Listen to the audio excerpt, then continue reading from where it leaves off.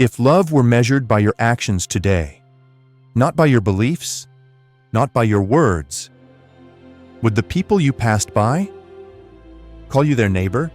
It's one thing to say we believe in love. It's another to live it. True love doesn't live in what we feel. It's revealed in what we do, especially when it costs us something. As followers of Christ, we are called to a love that moves beyond convenience, beyond comfort, beyond easy words. One day, a lawyer came to test Jesus, but he didn't ask, "How can I love more deeply?" He asked, "Who exactly is my neighbor?" It wasn't a question of love. It was a question of limits.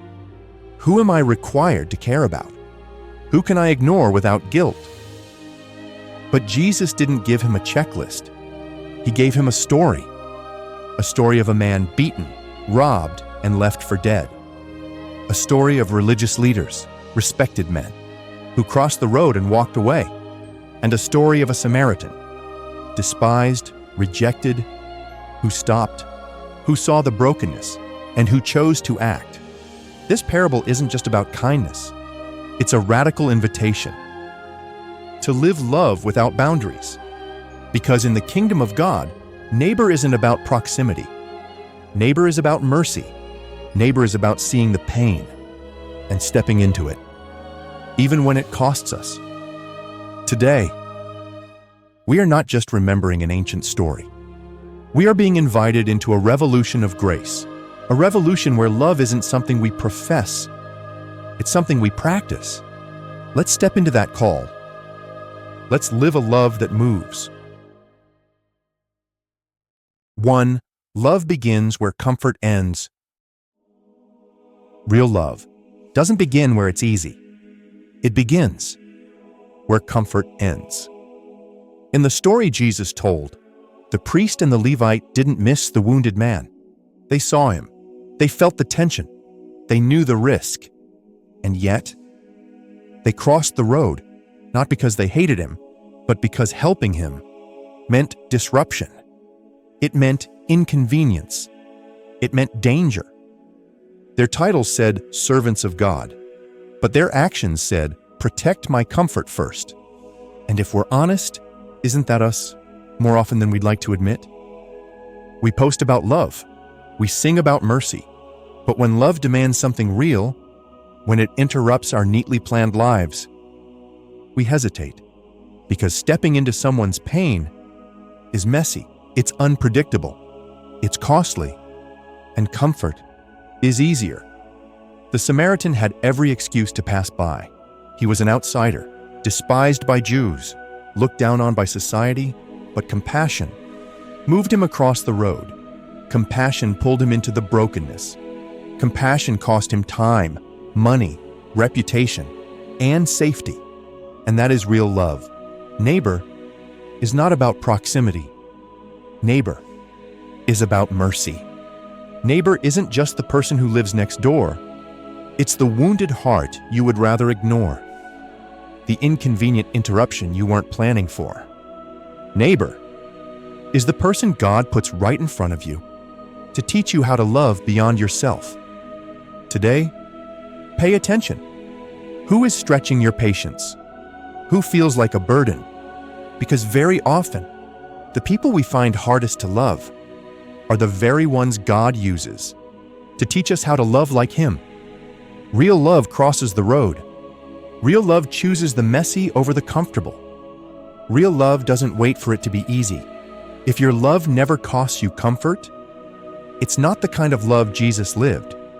And here's the truth. Love that never leaves your comfort zone never changes anything. It never changes the world, and it never changes you.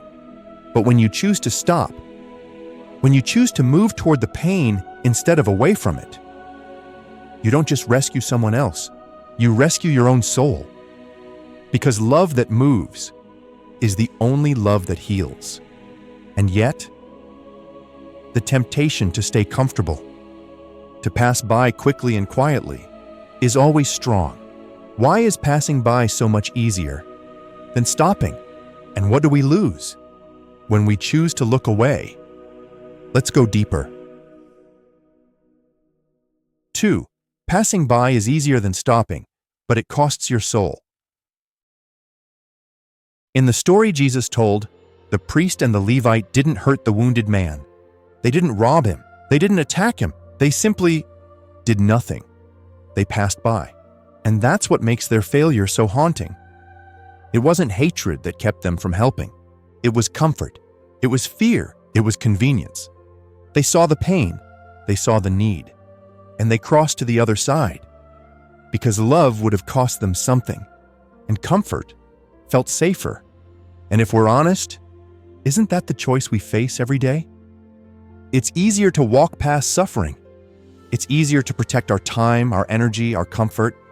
It's easier to look the other way. But every time we pass by, something inside us shrinks. A piece of our soul grows cold. You can't ignore the wounded around you without wounding yourself. Indifference is a silent thief. It doesn't steal with violence. It steals with apathy. It whispers that someone else will help. It tells you your life is too busy. It convinces you that compassion can wait. But in waiting, we lose our tenderness. We lose our reflection of Christ. Because in God's kingdom, faith without love is dead. Belief without mercy is empty. Passing by doesn't just cost someone else their healing. It costs you your heart. It costs you the opportunity to become more like Christ. It costs you the joy of being part of someone else's redemption story.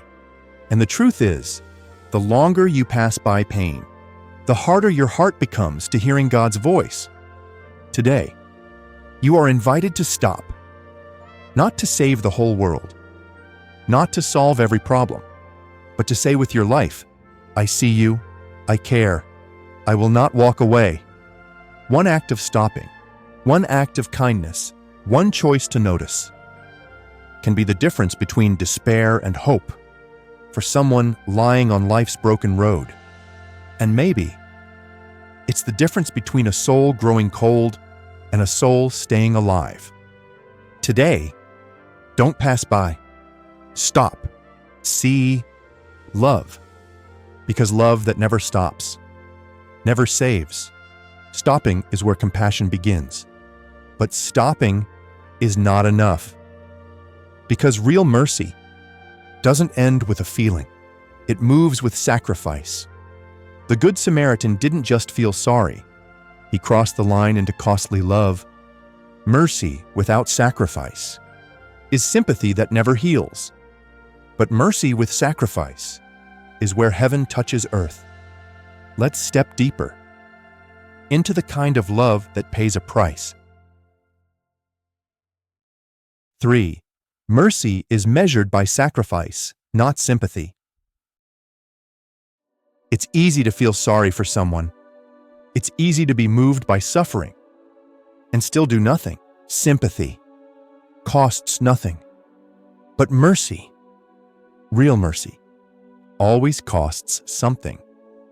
In the story Jesus told, the Samaritan didn't just feel compassion. He acted. He crossed the road. He bent down. He touched the man's wounds. He gave from his own supplies, his oil, his wine, his cloth. He placed the man on his own animal and walked the road himself. He paid for the man's care and promised to cover any extra cost. Mercy took his time, spent his resources, disrupted his journey, because mercy is not measured by feelings. It's measured by sacrifice. It's not about how much you care in your heart. It's about what you are willing to give up to lift someone else. In God's eyes, mercy isn't just an emotion, it's action. Mercy moves. Mercy bears burdens. Mercy pays a price. If your love never demands a cost, it isn't mercy, it's sentimentality. Because sympathy alone doesn't heal wounds. Only mercy that sacrifices brings life. Today, you and I are called to this kind of mercy. Mercy that steps in. Mercy that stays. Mercy that gives, even when it's unseen, even when it's unreturned. Maybe it's offering your time when you feel stretched. Maybe it's serving someone who has nothing to offer back. Maybe it's showing up, when no one else notices. Every sacrifice, no matter how small, shifts something in the kingdom. Because in giving, you don't just help others. You are shaped into someone more like Christ, and that is the real reward. The cross reminds us, true love is always costly. But it's the kind of love that changes the world. Today, don't just feel compassion. Move. Sacrifice. Choose the mercy that leaves a mark. Sacrificing for others shows real mercy. But Jesus calls us even deeper, because it's easy to sacrifice for those who appreciate us. It's much harder to sacrifice for those who may never thank us, for the difficult, for the rejected, for the ones the world calls unworthy. But that is exactly how God loved us. Let's step into that deeper call, loving the unlovable. 4. Loving the unlovable is loving like God. It's easy to love those who are easy to love, and it's easy to be kind when kindness is returned, when appreciation is given. But the love Jesus calls us to is deeper, it's harder, and it's holier. In the story Jesus told, the wounded man wasn't clean. He wasn't attractive. He wasn't grateful. He was bleeding, broken, silent. He couldn't say thank you. He couldn't offer anything in return. And yet, the Samaritan stopped. Because love, real love, is not about who deserves it. It's about who needs it. If we only love the lovable, if we only show kindness when it's easy, we have not yet touched the heart of God. Because while we were still broken, still lost, still unable to give anything back, Christ loved us first. While we were still sinners, Christ died for us. Not after we cleaned ourselves up, not after we said thank you, not after we became lovable, but while we were still far from Him, He drew near to us. And now, He calls us to love the same way. Today, the real challenge is not loving your friends, not loving the grateful, not loving the ones who make you feel good. It's loving the difficult, loving the cold, loving the ones who may never appreciate it. Maybe it's the neighbor who avoids you. Maybe it's the coworker who criticizes everything. Maybe it's the family member whose heart feels unreachable. Love them anyway. Not because they deserve it, not because it feels good, but because Christ loved you when you didn't deserve it either. Because love, real love, isn't earned. It's given, freely, fully, without expecting anything in return. And here's the beauty. When you love the unlovable, you don't just bless them. You become more like Jesus. You mirror the love that changed your life. You carry a grace that confuses the world. You step into a love that can heal wounds far deeper than words ever could. Today, ask yourself, who in my life is hard to love? And then, love them anyway. Love them fiercely. Love them gently. Love them faithfully. Because every time you love without expecting anything back, you draw closer to the very heart of God. And in that space, you don't just reflect His love, you live inside it. Loving the unlovable doesn't just change others, it transforms you. Because love isn't just something you give, it's something you become. Neighbor is not a title we wear, it's a life we live. Let's step deeper into what it truly means to become the neighbor. 5. Neighbor is not a title, it's a transformation. When the lawyer asked Jesus, "Who is my neighbor?" he wanted a simple answer, a line he could draw, a limit he could follow. But Jesus didn't give him a list. He gave him a story that flipped the question upside down. Because in God's kingdom, neighbor isn't a title you assign to others. Neighbor is a transformation that happens inside you. You don't have neighbors. You become a neighbor. It's not about deciding who deserves your love. It's about living with a heart that refuses to pass by. The Samaritan didn't ask for qualifications. He didn't check for worthiness. He saw the brokenness, and he crossed the road. He didn't wait to be told who his neighbor was. He became the neighbor by choosing mercy. And that's the same invitation in front of you today. Stop asking, who deserves my love? Start asking, am I becoming love in action? Because real love is not a reaction. It's an identity. Neighbor is not just something you recognize. It's something you live.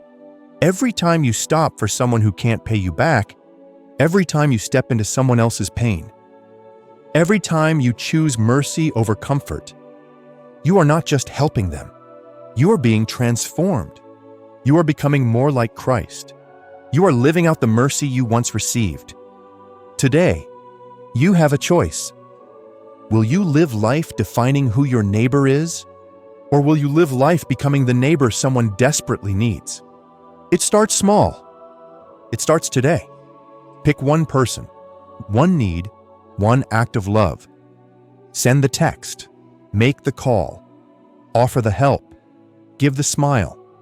Not because they earned it, not because they deserve it, but because Christ loved you first when you didn't. Mercy was never meant to be calculated. It was meant to be lived. And the more you live it, the more you find you are no longer just looking for neighbors. You are becoming one. Becoming a neighbor isn't about a single decision.